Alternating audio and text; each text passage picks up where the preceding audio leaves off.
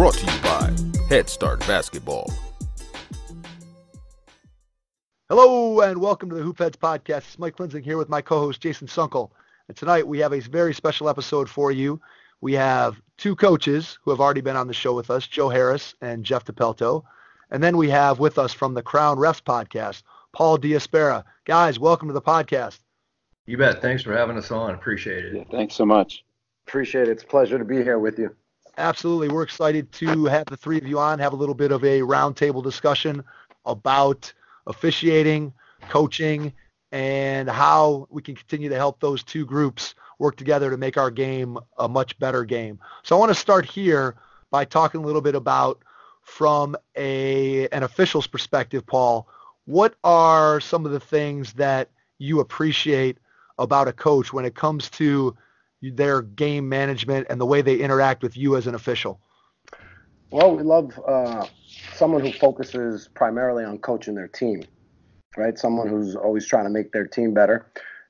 With regards to us, a respectful approach with us, just like humans would interact, right? I mean, I know we're under the umbrella of sports and basketball, but, you know, we appreciate coaches showing class and courtesy and asking questions, you know, not yelling from across the court. Just when they show effective communication, it's the best way for us to collaborate and work together. I think, you know, we have to be together for probably 2 hours, so we want to have some kind of a working relationship, a positive working relationship. So, you know, when coaches exhibit this, we appreciate it. So Jeff and Joe, what do you guys try to do as you're in a game and you're out there and you're trying to figure out how you can, you know, your interactions with the officials? How do you go about and approach those things on a game basis when you head into a game? What are you thinking in terms of dealing with and interacting with the officials? I would say for me, what I like to do first is make sure I have all the names of the officials. And so we have 3 officials down in North Carolina. Make sure I have the names down so I'm not, if I'm trying to get their attention, I'm not yelling like, hey, you, hey, ref, hey, stripe, you know, and I think that goes into what Paul's saying about the respect factor. You know, I want to respect them enough to know, you know, who I'm trying to talk to throughout a game. I think the other thing is really, as a coach, just trying to pick my spots. I'm not going to argue every call. You know, I say this to officials all the time. If I agree or disagree, number one, I understand they probably have the best angle to any call, whether I agree or disagree with it. And I'm never going to convince them that they saw something different than what I saw. And so I think, you know, as a coach, whether you agree or disagree, being able to let it go and move on to the next play. I mean, that's something I think as coaches, we tell our players all the time. And so as coaches, we have to be able to do that with officials and even especially like a lot of times when I'm having that conversation and I feel like I'm being respectful of officials, they'll say, hey, you know what, I missed that one. And I'll often acknowledge, you know what, I haven't coached a perfect game either. So don't worry about it. I appreciate you acknowledging that. And so, yeah, I think it's just definitely acknowledging that the officials have a really difficult job where on a good night, there's still probably going to be half the fans in the stands that are disagreeing or, you know what I mean? You know, thinking that they didn't have a great night. You know, both of you guys have hit it right on the head with this because both you, Paul, and Jeff, you know, it's about how you treat people. And I think, you know, we're talking about treating officials and officials treating coaches. You always want to be respectful. I mean, you're not going to agree with everything. That's just the way life is, and that's the way the game is.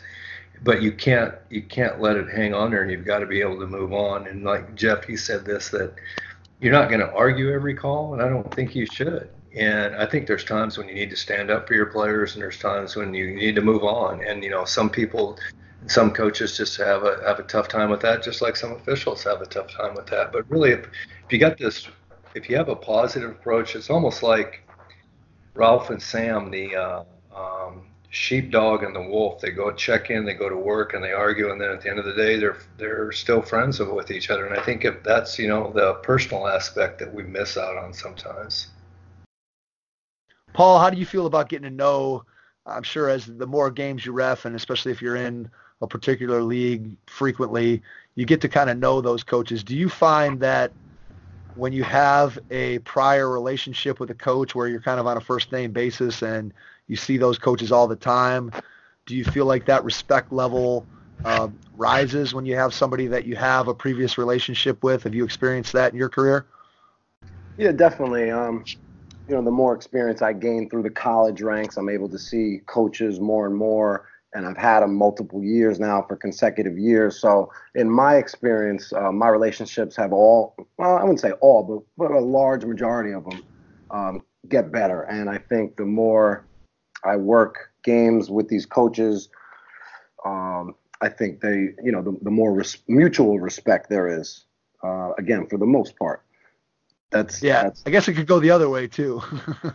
Yeah, I mean, look, there's been cases, I've had there's every year, once or twice, you have things that happen and you move on from them. But for the most part, the respect level has continued to grow the more I work with the same coaches. Yeah, I think one of the things that you said, Jeff, about getting to know the officials' names, that's a huge thing. And I equate it to whether you're a teacher or I do it with my basketball camp where you know a kid's name. It's much easier to interact with them and deal with them and have that relationship when you can say, instead of, hey, you can call that kid, or in this case, an official, by name. And it just sets up better camaraderie as opposed to just, as you said, Jeff, yelling across the court, hey, you. Nobody likes to be referred to that way, or hey, ref.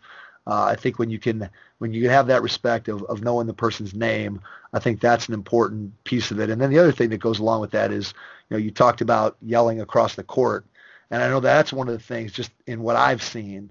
And I'm not a huge yeller, so I'm usually not yelling at an official from across the court. I think from my perspective, I know when I've been able to have better interactions with officials, it's when it's a dead ball situation and the official's standing right in front of me on the bench, and you can kind of have a quiet conversation that isn't going to be noticed by the whole crowd. I get the sense, and Paul, tell me if I'm on the right track here, that you're going to be much more receptive to listening to what a coach has to say when you're having a quiet conversation during let's say a free throw situation, as opposed to, a shouting match from one side of the floor to the other. Yeah, I think you mentioned earlier, coaches should pick their spots. I think their spots become more valuable the less they have. The more spots they try to have, obviously the value is going to come down. So if they time it well and they get over to us, or they call us over, at a dead ball, or after a timeout, or when the play is settled, and when we have time to actually have a conversation, a lot of times they want a response when we don't have time to give it because we have a live ball, right? I'm running down from trail to lead, and he wants to know why that wasn't a foul. And, I'm sprinting by him trying to catch up to a fast break. I can't provide an explanation there. So, it comes back to timing and picking your spots. Me personally, when I look to approach a coach, if I have to approach a coach with any issues, I find the best time to approach them is following a timeout.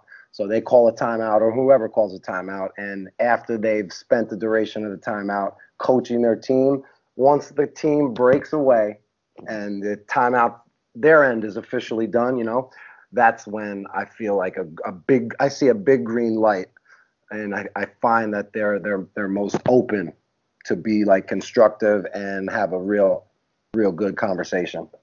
Joe and Jeff, what do you guys think about that? Honestly, that's probably the best way to deal with stuff, whether it's on the court as a coach or whether it's on the court as the official, because like Paul said, a lot of times, I think when younger coaches and myself included, when you're barking at the official as he goes by, and do you really want a response? You want him to stop the game and turn around and tell you, no, I missed it, or it was a great play, or the guy was out of position. It just can't happen. So I think that goes back to what we've said early is respecting each other for the job they're doing. I have a job to coach my kids. The officials have a job on the floor to keep it clean and all that stuff. But there's times and places when, and Paul said this about picking your spot. There's time and a place to do that. And, we're not always going to agree, and that's fine. But you need to get that over with and move on. Jeff, any thoughts on that? Yeah, no, I like the idea of coming out of a timeout because it's a time when you've kind of focused on your team, and I think at the end of the day, that's, as a coach, probably where your energy is best spent, anyways. Whether it's one of those things you actually can control. You can't control how the whistle's gonna go on a particular night, and that's my early mentors said just focus on the things you can control. And as a coach, you can't necessarily control if your kids are going to make shots, but you have more control over them than probably anybody else on the court. So, and like I said, the timing wise, I think it does make a lot of sense. It's that I was trying to think back on the season when I've had the most kind of productive conversations, and it definitely falls in line with what Paul was saying. So, go ahead, Paul. No, I just wanted to say thank you. That's it. Yeah, that's what we need. We need that mutual respect. Of course. All right, so let's think about let's go with this question to Paul. What's something that the average coach doesn't understand or doesn't maybe realize about your job as an official? Can you point to one or two things that you are aware of all the time when you're preparing for a game, when you're in a game, something that maybe the average coach who maybe has never put on the striped shirt and blown the whistle doesn't understand about officiating a game? Is there one or two things that you can point to that might fit under that category? I just think how hard we work at it, how much we study and work on our craft just like they do. I think we're actually a lot alike because we are part of the game. We're just on different sides of the game. And also, I think, to go back on how hard we work, how technical we get as far as improving our signals, improving our mechanics, our positioning, studying the rules, seeking out mentorship, watching film. I mean, there's so many different ways and responsibilities that referees have in order to improve at their craft. So, we're putting in the work just like them. All right, so talk about, I want to just kind of break in here and let you do a little self-promotion here about what you have going with Crown Refs. So I think it's a perfect time for you to be able to talk about, because it goes right along with your answer of improving your craft. So can you talk a little bit about your Crown Refs podcast and your Crown Refs Instagram and social media and all the things that you're trying to do to improve the world for referees and give them a place where they can go to do some of that learning that you just described? I really appreciate that. Crown Refs is a network of officials dedicated to improving their craft. I started Crown Refs in 2018 on Instagram. I started out creating basketball content for the referee to improve, and I chose to distribute my content through social media. In previous organizations, they chose websites or, camps. So this is just another form of education that I've been able to tap into. So once I established on Instagram and built a little bit of a foundation and started to establish my brand and the direction I wanted to go, that's when I started to get a little bit wide and go across all platforms. So that's when I expanded out to Facebook and then to Twitter and LinkedIn, started making videos, putting them up on YouTube, wanted to really give myself the most at-bats per se, to be able to reach other officials, because not all officials are on Instagram. There's a ton on Facebook. Some of the ones that are on Facebook aren't on Twitter. So I started to really think about expansion. About 4 or 5 months into my development as a content creator, that's when a friend recommended that I start a podcast. I've been hearing about the impact of podcasts across all industries and the growing industry that podcasting is. I think we're really at the forefront of it really getting really big. So that's when he was like, look, you're putting out a lot of good content. You're starting to build a bit of a community. I think you should, if you download Anchor, it's an app, you can have a podcast out tomorrow and it could be on Spotify, iTunes, and all of the other podcasting platforms. And I'm like, sure, okay. I mean, I never thought I would want to be a podcaster or have a show, but I almost felt a duty to do it because of what I was already building through video form, photos, text, and all the different features that, social media provided. This was just back to width again, going wide, giving people another option, allowing people to consume my content when they're in the car or when they're at the gym. When you're doing something else, you're able to consume audio. If you're on your phone, you're looking at videos. You can't really do more than one, two things at once. So the podcast has been great so far. I fell in love with it. I have a music background. I studied studio production at Purchase College a long time ago. Thought I would never do anything with the music degree, but now that I'm getting back into podcasting and the editing of sound, I'm coming back full circle. So it's pretty cool to have my basketball career tie into my content career pretty much. I'm at the start of it right now. So podcasts, I just want to really continue to develop. I just recently had a couple NBA names on it. Al Batista, who's the NBA's regional scout for officials.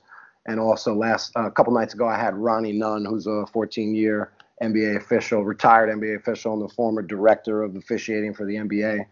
We did a really nice podcast the other night. So I'm really trying to continue to grow and get more and more guests on.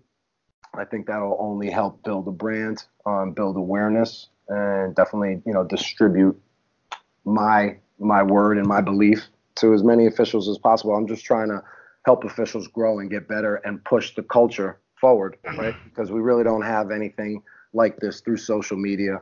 There's been some people and organizations to dibble in it, and people have put out books and a lot of great stuff. And this is just the evolution of that, I guess. That's where we're at. One more thing. What's the response been out there from officials? What are you hearing from people?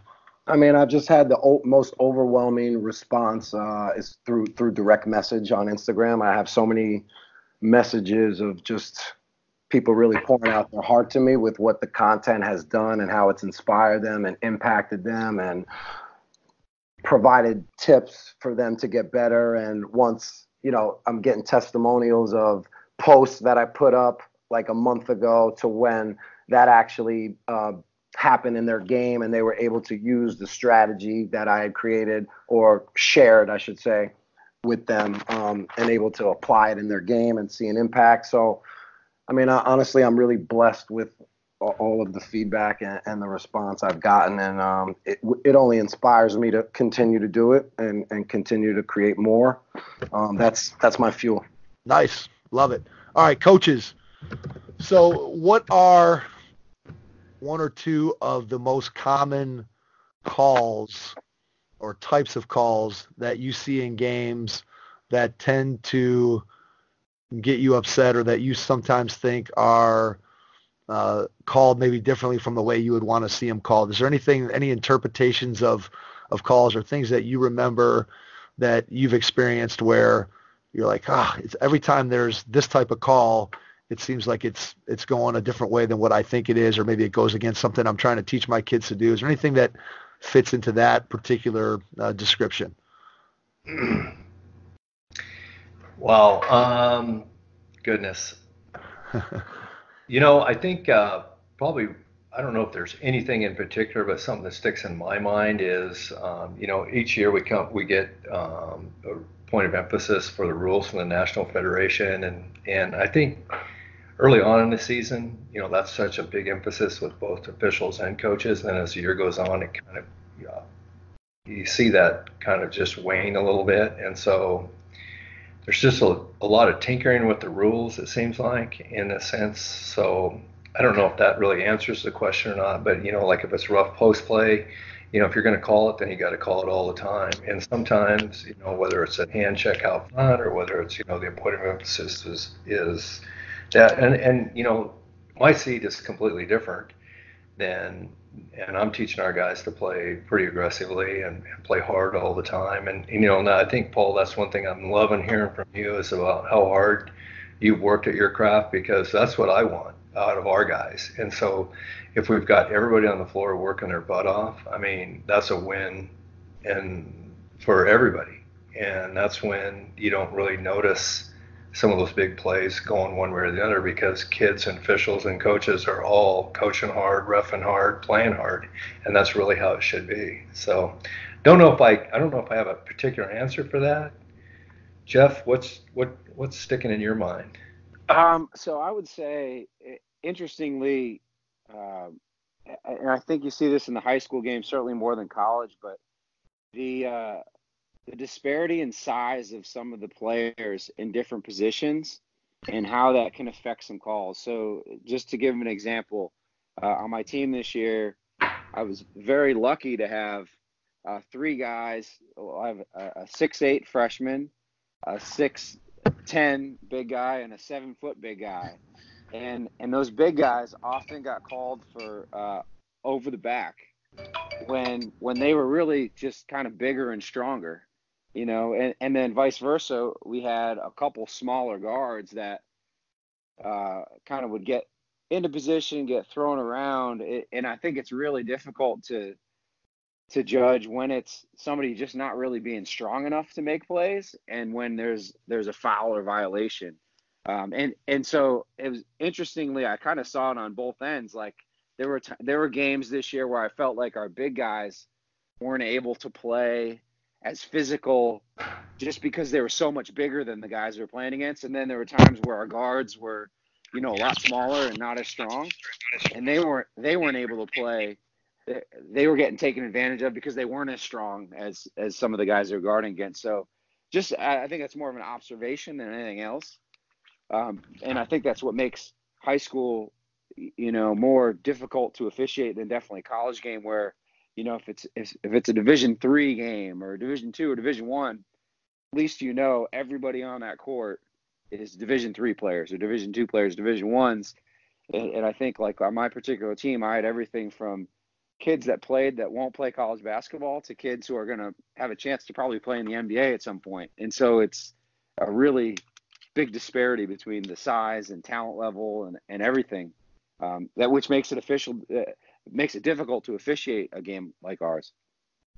So Paul, can you talk about that discrepancy where maybe you have two teams who aren't evenly matched, and maybe it's a game where clearly one team is physically superior? Like, do you find those types of games to be more difficult to referee, or does it not make a difference? How do you feel about that particular situation where you have these sort of physical mismatches, whether that's team versus team or just player versus player?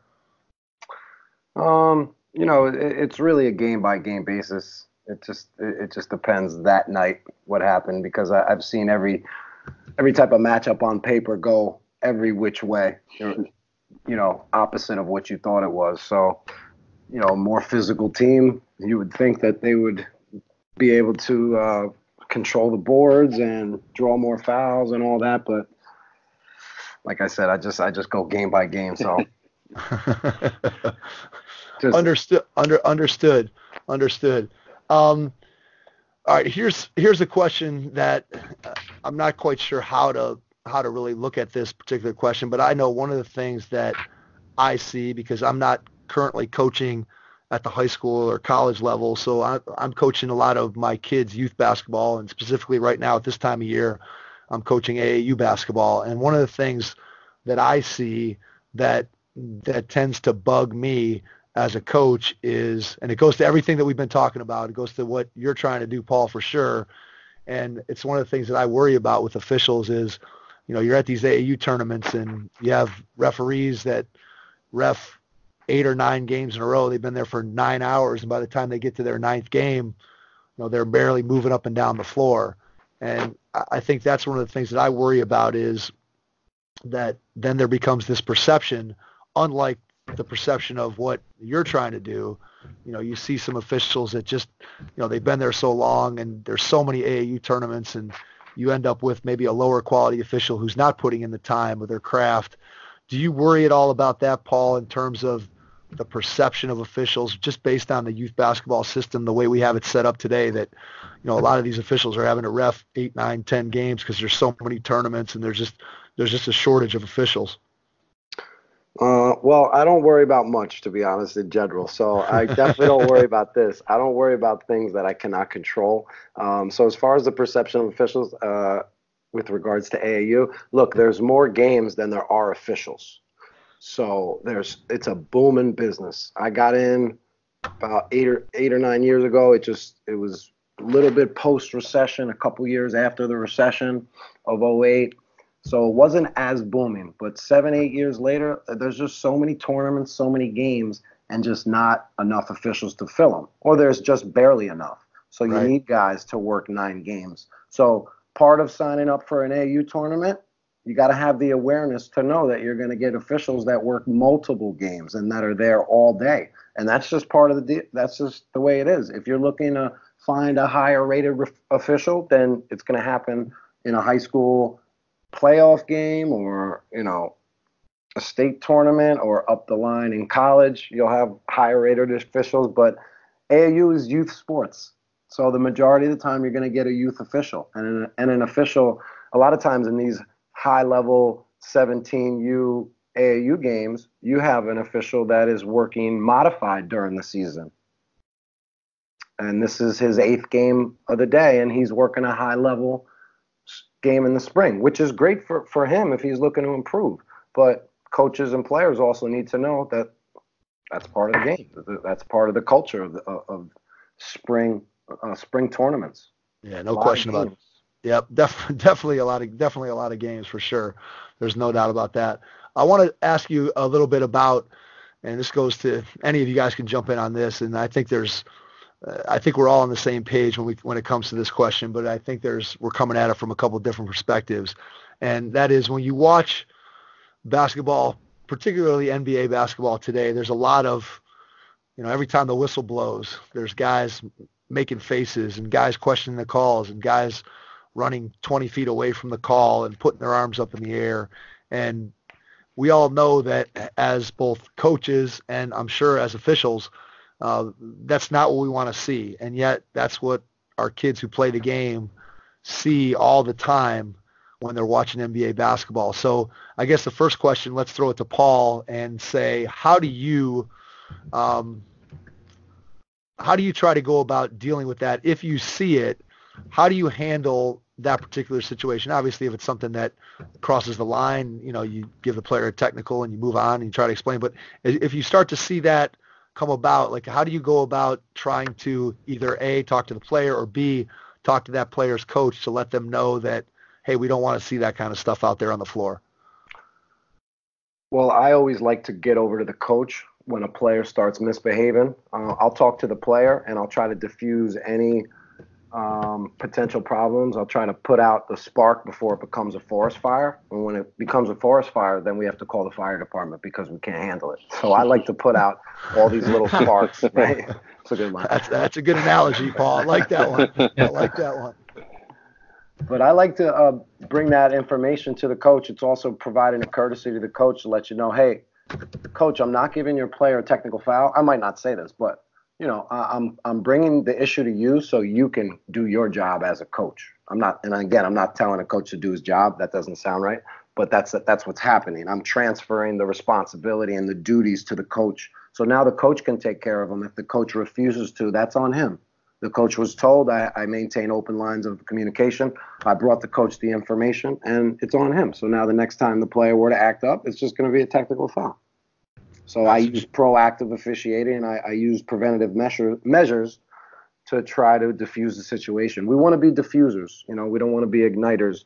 It's a skill to not be able to give a technical foul. Sometimes it's out of our control.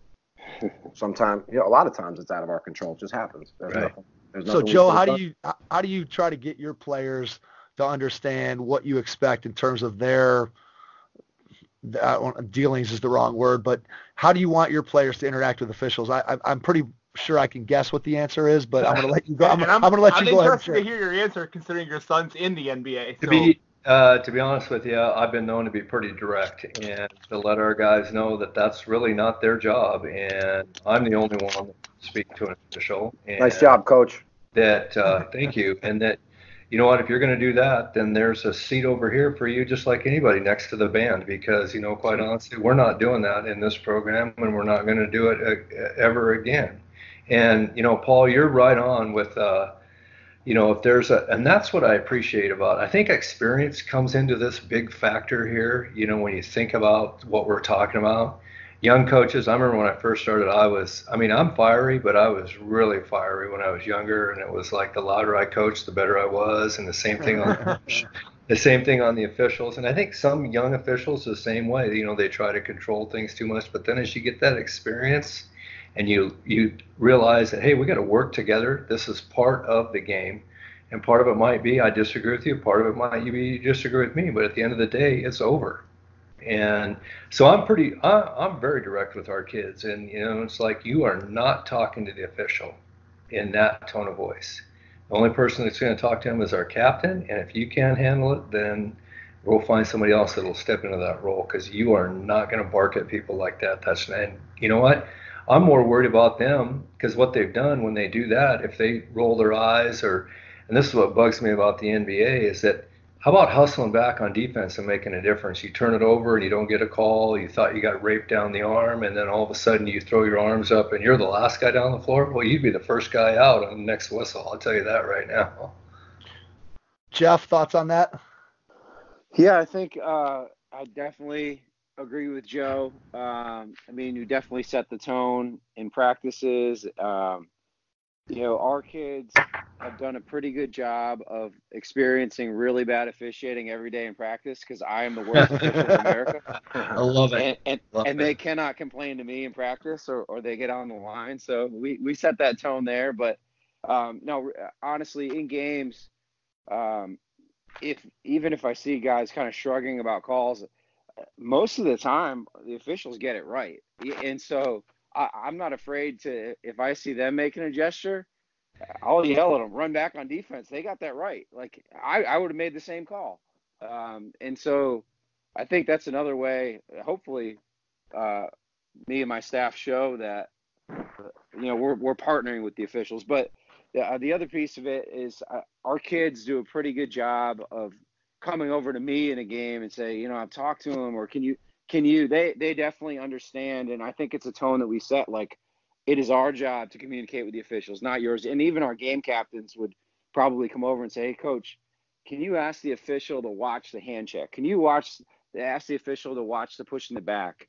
And so I think it is about setting a tone for your players that, if anybody's going to communicate, it's our job to do it. And you got to trust me that I'm going to be able to do it in an effective way to have your guys back, but also do it where I'm not going to show up the official, because that doesn't help anybody out. Joe, Jeff, I really like what you just said there, talking about like having the kids come tell you to say something to the official, because like this year I had a group of the boys at the beginning of the year where they were getting all upset, and I coach middle school basketball, just so you know, so it's middle schoolers tend to be a little bit more, they don't understand. They were even worse, I think, with the whole getting upset about calls. So I talked to some of them, and it's like, as the season progressed, they got way better, and they came over and talked to me and said, hey, can you ask him to say, hey, or to keep an eye on the guy pushing me in the back? And I definitely think the officials respected that a lot more as the year went on, that they seemed to understand that the kids were trying to not get upset, and they were coming to talk to me and let me deal with it. And that made me feel good too, because the kids trusted me to do so. So I really what you said there, Jeff. Well, and I think the other thing too, when the kids know that you're going to tell them, if they don't like a call, they don't agree with it, but then they look over to you and you tell them, like, yeah, you did that. That's true. I think it helps you as a coach, the coach-player relationship, but also the official relationship, because the biggest one that I always get kids looking over for me, especially with our big guys, will be if they get called for a travel. Like, no one ever thinks they travel. Feet, man.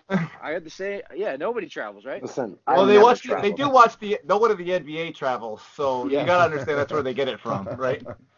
It's because they get a bonus step. That's right. No doubt. No doubt about that.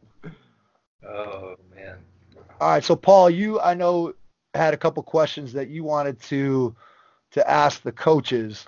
So I think this would be a good time for you to just maybe throw a question or two at Joe and Jeff that you shared with me, just to kind of get their perspective on those questions that you wanted to ask. Sure, and I want to ask a couple questions, and I'm not testing your knowledge. I'm not trying to show you up. Again, I want to provide clarity for coaches, players, and fans on rule clarifications, what we think about when we make decisions, and I think all this will be good for the game. And if I can provide value to a coach and a player on what not to do to commit a foul, then that's going to help them out, and it's going to help the game. So one of the questions is, coaches, do you know what a legal defender is, and do you know what legal guarding position is? Do you know what it takes for a defender to be legal? All right, the whole panel stumped. Yeah. Oh, okay. Certainly, I guess we probably practice that every day, but maybe give us some guidelines on that. How about that? Well, let me throw it back at you. For a defender to be a legal defender, meaning he's not doing anything wrong, he's not doing anything illegal, he's guarding a guy. What do you think one characteristic is? What does he need to establish? What does he need to do? He's got to establish his own position before the guy moves. He's got to establish, first of all, 2 feet on the floor, and he needs to be facing the opponent. So he's got to be square to the opponent. So that's how you establish a legal guarding position. And I think there's a misconception with what a defender is able to do. I hear a lot of times, oh, he's moving.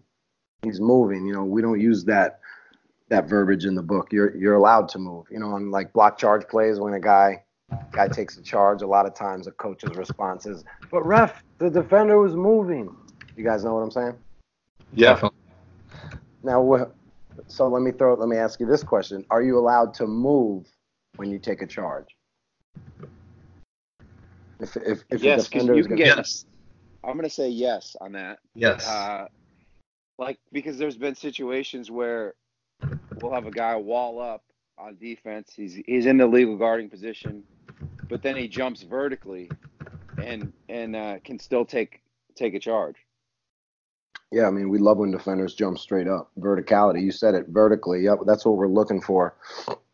So let me just provide clarity for you. So a defender needs to have 2 feet on the ground facing the opponent to establish a legal guarding position. Okay, and I'm just going to talk about the block charge play a little bit. So a defender, once he establishes legal guarding position on a ball handler, is able to move and take a charge if he's moving laterally, obliquely, or backing up. The only thing they can't do is move forward into contact. All right, and this is on a dribbler. Okay. On an airborne shooter, once the offensive player is now airborne, this is where that terminology, he can't move, is a little bit more relevant. Now he can no longer move laterally or obliquely, but he can move backwards. So once a player is in the air, you can't move to the side anymore. You can't move diagonally back. You can back up, so you can move. So that's another time, like a player will take a charge and be backing up, and I'll hear a coach say, "Ref, he's moving." Yes, coach. Did you have him moving forward? No, I had him moving backwards. Oh, okay, that's legal. So I just want to talk about that legal guarding position. Let me ask you this: what is the best response an official has ever given you? Oh man. Does any of them stand out in your mind? I mean, honestly, it's just been acknowledging that they've missed one. Like, yes. You know what, Coach, you're right. I missed that one. I missed it. And yeah, you can't really come up with an answer for that. There's nothing else you can say. Okay, and it's like, I've missed it, and I'll watch it next time, or I'm sorry, and it's just like there's nothing else you can say. Okay, and it just kind of makes you move on. Now, Yeah, like I say, four times in a row, then you start to get. But if we go back to that, the very beginning of the conversation about, having that respectful approach and working together, when a ref turns to you and says, I missed it, and then moving on, I think that's where some coaches get hung up on. Well, yeah, you missed it. You're horrible. As opposed to, okay, well, how do you answer that? You can't. I mean, you can't, because you can't have that running conversation. Yeah, that's why if we're open and we could be real transparent and our own worst critic and admit our mistakes, then we hold the leverage because we're letting you know we made a mistake, coach, and we're going to get better. So that really pretty much eliminates any kind of response for the most part. Yeah, I agree. I have a question for you. Paul. This is a call that I see a lot, and I just want to get your legal interpretation of how this play should be called, because I see it frequently, and a lot of times I feel like it goes against my team for whatever reason, and I probably just don't see it when it goes for my team. But the situation that happens is I'll have a player who, in my mind, is in legal guarding position, so they've established a solid guarding position in front of their offensive player, and they have their hands straight up in the air, and then the offensive player puts their shoulder down into my defensive player, which causes the defensive player to kind of bend forward with their arms, and then the player goes up for the shot, and then my player gets called for a foul, even though the offensive player initiated that contact with their shoulder, causing the player's arms, who previously were straight up, to come down as the shooter goes up. So from a referee's perspective, how do you handle, and obviously you can't see the situation, and every situation is a little bit different, but just what's the legal interpretation of that type of play? How, if it went on the way I described it, how should that particular play be called? Coach, excellent question, and excellent and a hard play to officiate. Is this the play that happened in the 2012 playoffs with LeBron James and Roy Hibbert? Do you remember that play? Yes, I mean, I remember those. Yeah, I remember those exact situations. We don't like to remember that year because he wasn't playing for Cleveland, but we'll talk about it, I guess. So can we say this is the play we're talking about? Yes, absolutely. Yeah. So we have the offensive player initiating the contact, right? Defender is just waiting for him in a legal guarding position, jumps straight up, which he's entitled to do. Verticality means he owns the space from the feet to the ceiling as long as they go straight up. So, but what happens here, the offensive player, dips the shoulder a little bit, initiates that contact into the stomach chest region, which causes the defender to then not to say loses verticality, but arms come down, and that's going to give the visual like it's a foul in the defense because the arms are coming down right upon that point of contact. So it really does look like it's a defensive foul. However, offensive initiated contact, and that's the reason why the defender lost his verticality. So it's either going to be a no call or it's going to be an offensive foul, depending on the severity of the contact and the displacement by the offense. Understood. I think that's the interpretation that I always try to go with. It's not always the interpretation that I receive back from the official when I ask them the question. So I just wanted to make sure that I had an understanding of what the legality of that particular play was. So thanks for clearing that up. I appreciate it. Absolutely. And let me add real quick. Let me just add a layer to that. What also can happen on this play is why you're getting called for a foul is maybe your defender is jumping forward. So, jumping from one spot but landing in a spot about a foot or 2 feet in front, showing proof that defender actually jumped forward. And remember, jumping forward is not a legal guarding position because that's a push. Another thing you might see is the defender's not allowed to jump A to B. Mr. Harris, I know you know A to B because it's very frequent in the NBA. That's a lot of times it's a block and the ref will have the reason because it's A to B. Defender jumps from one spot in the air from A, we call that. Then the contact happens at B to the side of him. So that's usually a foul in the defense.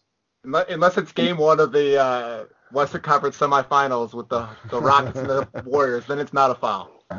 Well, and that would be an A to B, if I'm Correct. That was on the now infamous 3-point play that Kyle Guy had in was it the Final Four of the Elite Eight this year, where Yeah. the player jumps in, and it was blatant. I mean, it was easy to see on the replay, but it was just really tough timing for that call. I wish I had it in memory. I was probably creating a post at that time. There you go. There it is. That's why we're up till midnight and 1 a.m. doing all our stuff. I thought the call was right because I needed Virginia to win. That's it. Well, totally understand. That might have been a homer call, Joe. Yeah, come on, Joe. Hey, I'm just wish they'd had one in 2014 like that when Joe was playing for Tony. That's right. You know? Exactly. Jeff, I know when you and I talked, you had a question just about how games are officiated in situationally when situations in the game change in terms of maybe the time and score. So I don't know if you want to ask that question of Paul that you asked of me, because I think it's a question that a lot of coaches have for officials. Yeah, Paul, we had a really interesting situation in one of our early games this year where it was we were down a point. It was a situation off a dead ball. You knew we were going to foul. I know it's coming. Keep going. Yeah, the other team goes for the home run ball, and their guy gets about a half step. And on the catch, our guy comes and chops down on the hands, and it's the intentional foul. And I disagreed with it. I ended up getting ejected. It was my first time I've ever been tossed from a game. Coach. And it was a tough pill to swallow just because I felt like it was so blatant that we were going to foul. It wasn't a foul that would have endangered the other player at all. And at the end of the day, I definitely understand the rule as it's written. But if you just call a common foul there and put the guy at the line, then the players decide it. Okay, let me throw this back at you. In practice, when you're going over late game situations on defense, do you mention or coach, and I'm not saying you don't, how to properly foul when you need to give a take foul? Yes, it's something we talk about. But up until this year in that situation, I hadn't put enough emphasis on the defender making sure that the offensive player doesn't get behind him.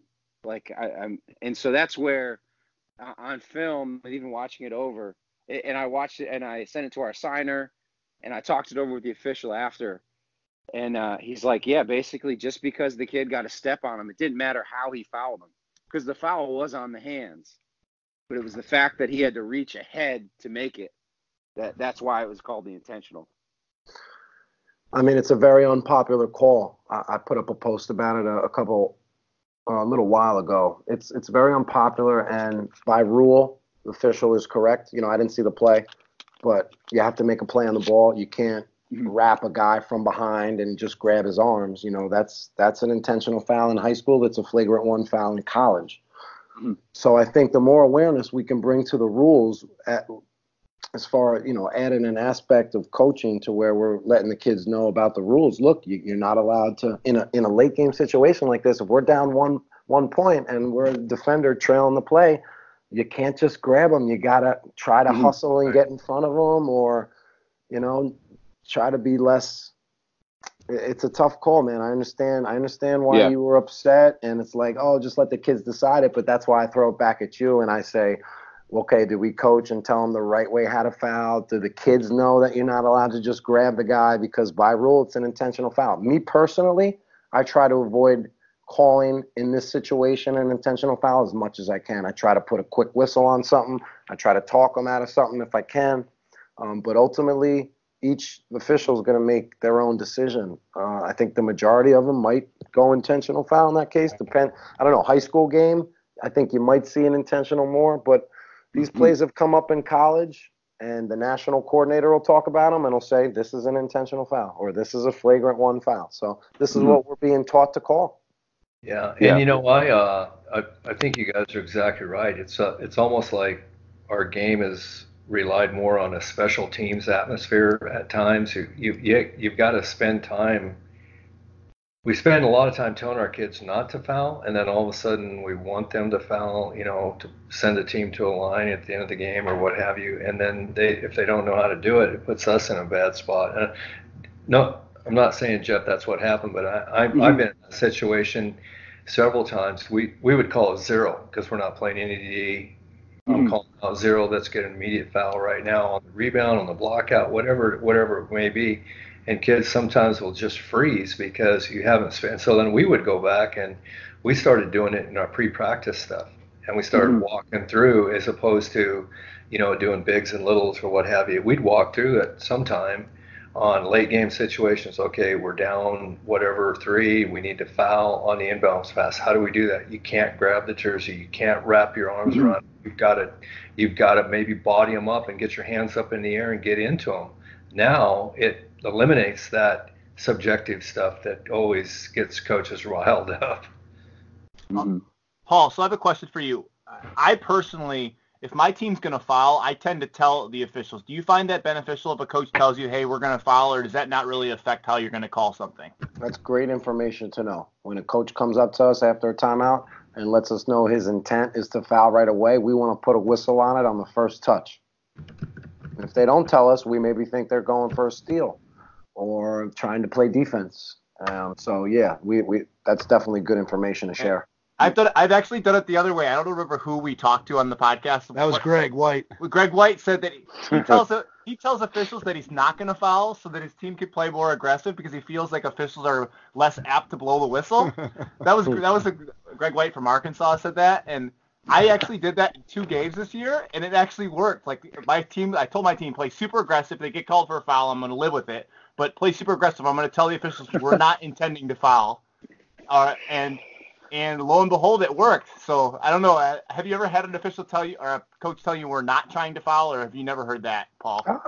I've probably heard everything, man. Let me tell you, I got to write a book on all the things I've heard. You guys have no idea. I worked so many games too, so I have a lot of experience with this. Thank Greg for that one because we're actually going to talk to him later tonight. I got to make sure I thank him for that because I just remember this conversation reminded me of that. So this is great, guys. I really appreciate what's going on right now.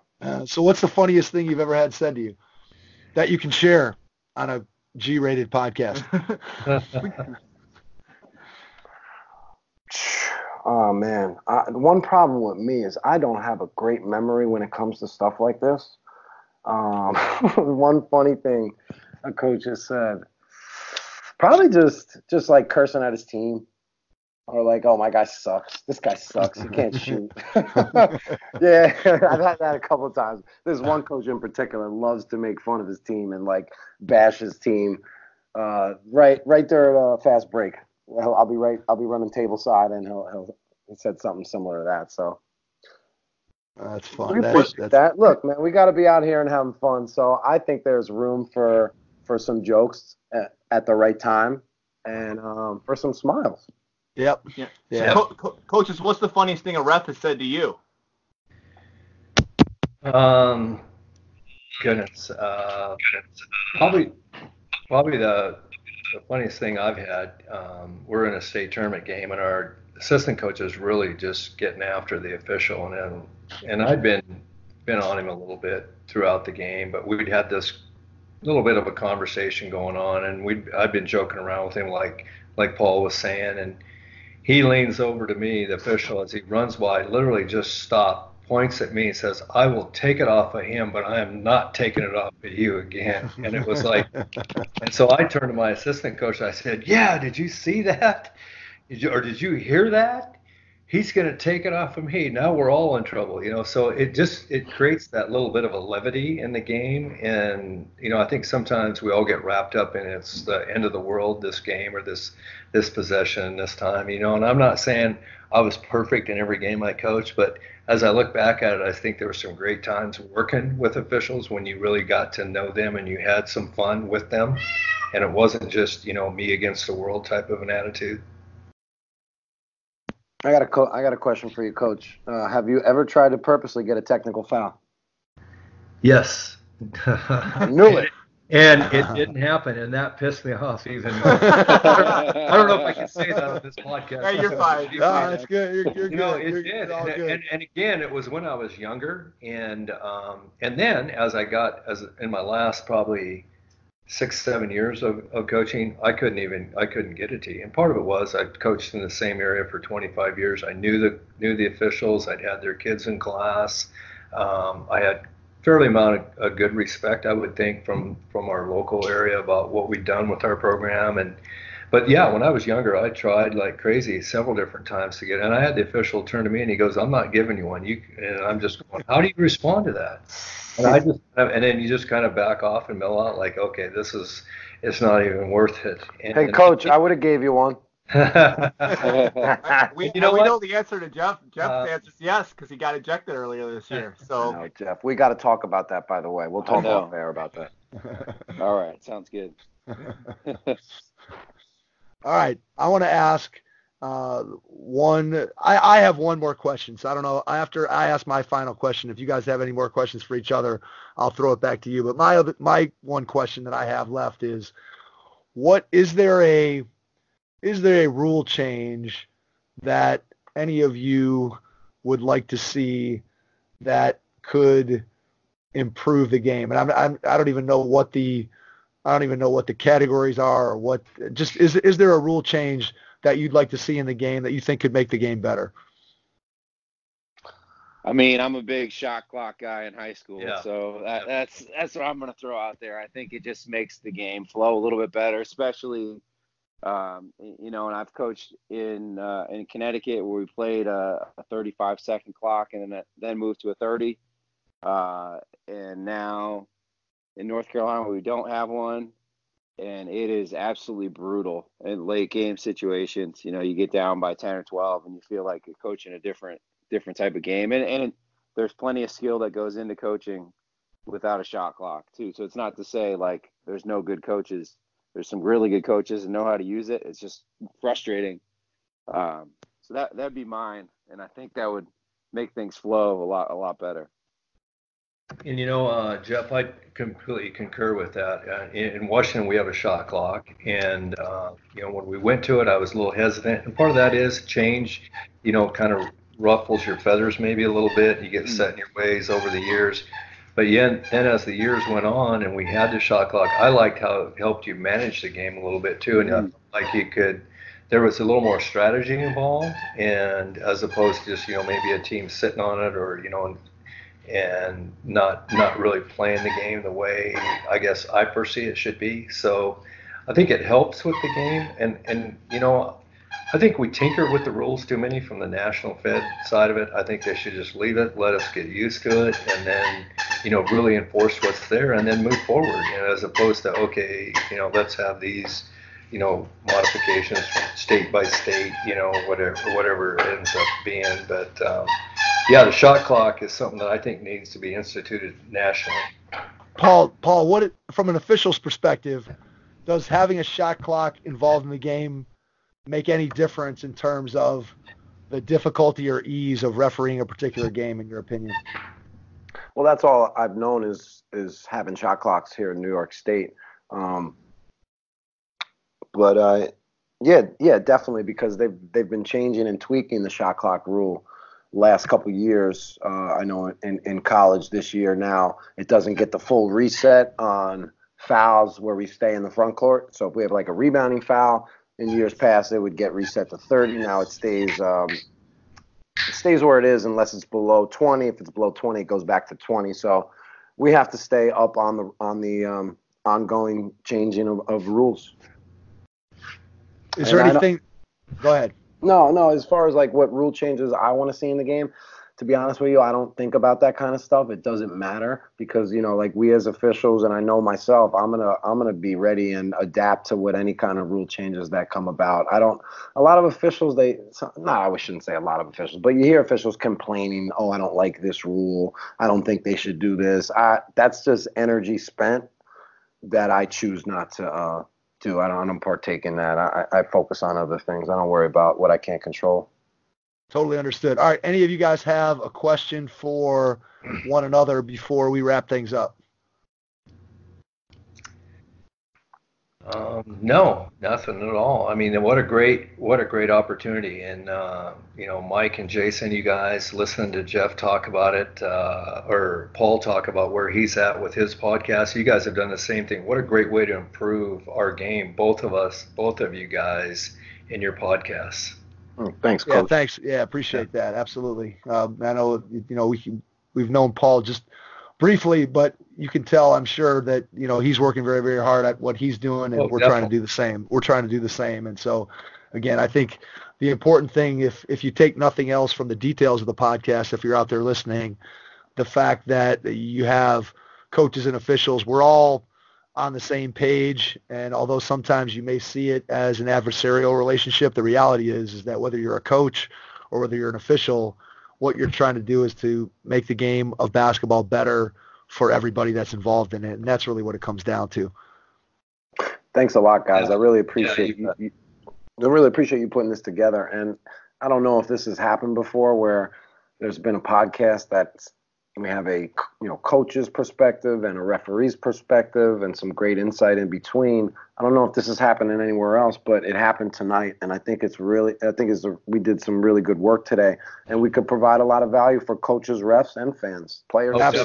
Absolutely. Great job, guys. Seriously. No question. I agree 100% with all that.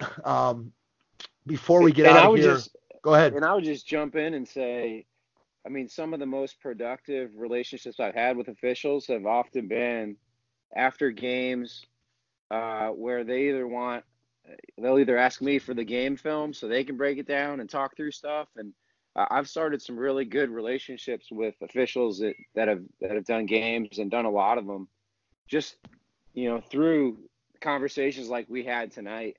And it gets everybody on the same page, because oftentimes there's so many rules out there, and as coaches, we want to do right by our kids and know how to teach things the right way. And I don't think any official ever goes into a game and says, I really want to screw this team, or and I don't think players go into games saying, oh, I want to make this official's job harder. And I think the more conversation where everybody knows where everybody's coming from and has an understanding that everybody's just going out there to do their best, that's when the game's gonna to flow the best and keep moving forward. Oh, definitely, you're right on with that. Just to add to that, to what you just said, I don't think players necessarily go into the games with a high level of respect for officials either. Mm-hmm. Before they even know them, I don't think they have a high awareness on the job we do. I wish they could have a little bit more perspective, but that's what we're trying to do here tonight. And I think too, the coaches can help set that up. I think the more respect that coaches show officials and the job that they have, it sets that table for kids, because kids are going to follow the lead of their coaches. If coaches come in and are huffing and puffing, oh, well, this set of officials is awful. Like, what are kids going to think? You're dealing with, at the high school level, 14 to 18-year-old kids. If your coach is going into a game saying that, you can't expect the kids to act any different. But if you go in as a coach and say, these guys have a hard job to do, and they're probably not going to do it perfect. You're not going to play a perfect game, so just go out and do your best because they're doing their best. It sets those boundaries. And I think the other thing that I try and talk to players about is, number one, you're 15 years old, and this official in our game is at least probably 30, 35 or older, right? He doesn't want to be shown up by a 14-year-old. So it's not even worth doing that. You're not going to win that battle. And let me communicate with the officials. But I think it's all about, for coaches, you set the boundaries and the respect level. Your kids are going to follow, because at the end of the day, and Joe, you said this, like, the bench is a great teacher. And so, if your players aren't achieving the standards that you set for them, then they're going to be sitting right next to you. So it's our job as coaches to set that boundary. And you know, the best thing about this, I'm just thinking how cool this conversation has been tonight. And we've gotten so far away from that. I don't know how it is in your guys' states, but you know, we spend a lot of our time doing rules revisions and rules clinicians online as opposed to sitting down and talking to each other in a preseason meeting or a postseason meeting. We've gotten away from that. So, you know, stuff like this is going to do nothing but just help our game. And that's what's so cool about it is that we got a different perspective, but we all have the end result. We want it to be good for everybody. I'm actually, you know, in my pursuit of reaching players, well, something pretty interesting happened last week. I was working in a local men's league. And after my game, I went to do a podcast with the league commissioner because he has a podcast. We were just going to do like a game review or whatever. So we wound up talking, and then next thing you know, I called over one of the players that I had just reffed. He's one of the better players in the league, and he was like complaining and whining all night to me and arguing with me. So that set up a pretty cool conversation. I called him over. I said, "Spencer, come here. I want to talk to you." I said, "Get over here," because I know him. My dad actually coached him. But you know, he has fun during the game, so we go back and forth. So I wound up interviewing him, and we wound up reviewing some of the plays that happened that night, and I was able to provide clarity on why this wasn't a foul, why I didn't call this a foul, you know, why I did call this a foul. So it was pretty interesting. So that got me thinking, I want to start doing this more. I want to start interviewing players and kind of answering any questions that they might have and any misconceptions that they might have. So it's pretty cool. Yeah, that's very cool. I want to throw out one last story, and I wish I could, as we've been sitting here talking and I listened to what you guys just said there, this story popped into my head, and I wish I could give it credit, but I don't remember where I heard it from. But one thing that we didn't talk about was some of the ways that we see fans and parents treating officials. But this story came from a coach who was having a problem with parents in the stands, you know, getting on officials and just setting a really negative tone, you know, up in the bleachers. And what this coach did was, at some point during the preseason of, you know, before they started playing games, every parent of the players on his team had to come in at the end of practice and officiate 5 minutes of a team scrimmage at the end of practice to give them a perspective of what it was like to actually try and officiate a game.